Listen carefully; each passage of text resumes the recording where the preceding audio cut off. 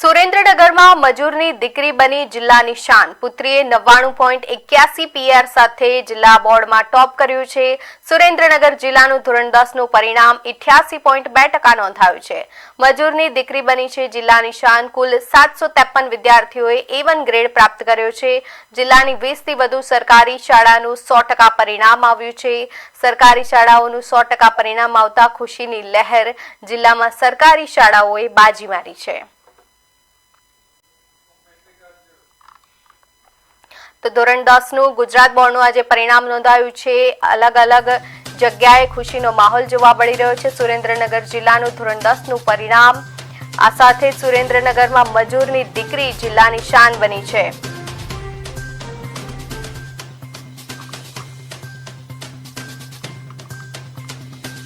શાળાને તેમજ છાત્રાલયને ખૂબ ગૌરવવંતી અપાવી અને સુરેન્દ્રનગર જિલ્લાની અંદર 4 ચાંદ લગાવી દીધા. એ બદલ અમારા સુરેન્દ્રનગર જિલ્લા કડવા પાટીદાર કેળવણી મંડળ ખૂબ આનંદ અનુભવે છે અને દીકરીઓને ખૂબ ખૂબ અભિનંદન પાઠવે છે.